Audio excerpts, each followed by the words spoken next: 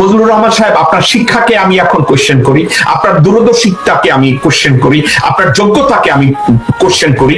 আপনি একটা অযোগ্য বুড়া, আপনার একটা হুমরি, আপনি একটা গাবর ফজলুর রহমান সাহেব। আপনি কি, আপনি বাংলাদেশের একজন ইমানদার মুসলমানের সন্তানকে রাজাকারের বাচ্চা বলছেন, আর আপনি ভারতীয় কুত্তার বাচ্চা, ভারতীয় বিশ্বের বাচ্চা, আপনি এর কথা জবাব দিবেন?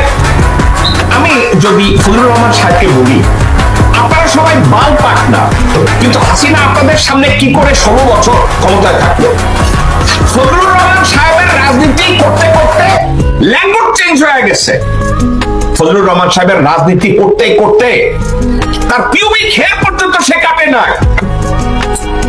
হাসিনা পিছনে কি আপনি ফিসফিস করে পরামর্শ দিচ্ছেন, যার জন্য হাসিনা 16 বছর ক্ষমতায় ছিল? যেই ছাত্ররা আন্দোলন করে হাসিনাকে এবং ভারতীয় আধিপত্যবাদকে বাংলাদেশ থেকে তাড়াতে সমর্থ হয়েছে, বাংলাদেশের জনগণের কাছে কার মূল্যায়ন বেশি হবে, আপনার না ছাত্রদের, ছাত্র জনতা? আপনি বলবেন একেবারে আপনার ছেলের মতো বয়স, ওকে, ছেলের মতো বয়স, সো হোয়াট? রাজনৈতিক ভাবে আপনারা সামাজিক প্রতিটার মতো রোল প্লে করেছেন গত 53 বছরে।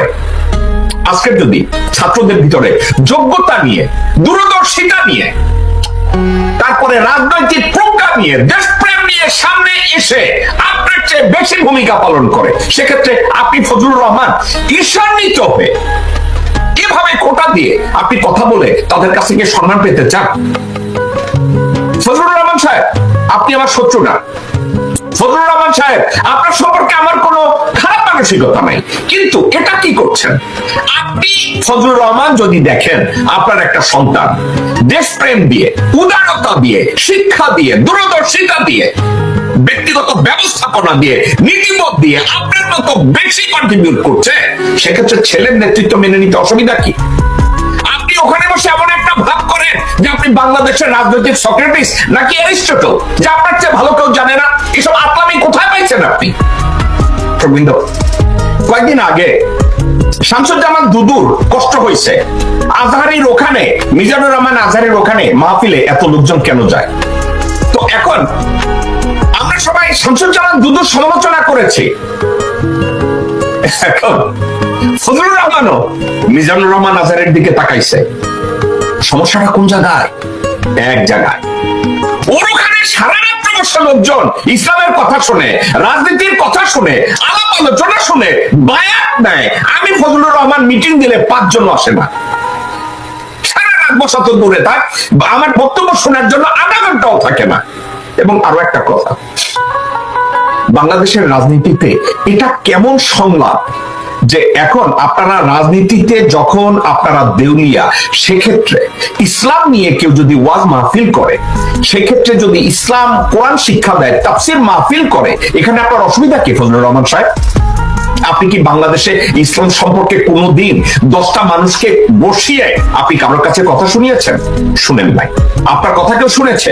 শুনে নাই। আপনি বলেছেন পৃথিবীর কোন প্রান্তে এ ধরনের ওয়াজ মাহফিল হয় সারা রাত মাইক লাগিয়ে? কোথায় হয়? সাউথ আফ্রিকায় হয়। কোথায় হয়?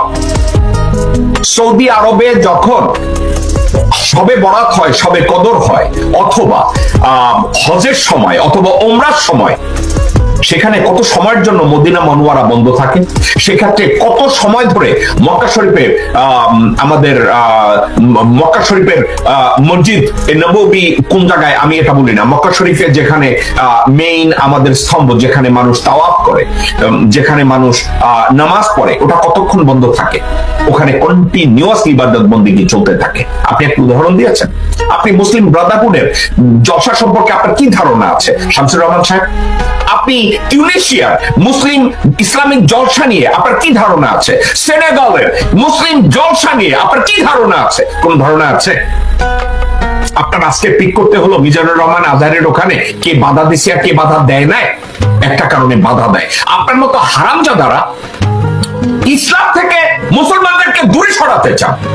আপনার মতো বদমাইশরা আধুনিকতার নাম দিয়ে মুসলমানকে একটা খারাপ, মুসলমানদেরকে একটা খারাপ নাম দিতে চান, কবিতা লিখতে চান, গদ্য লিখতে চান, আপনার মতো হারামজাদারা।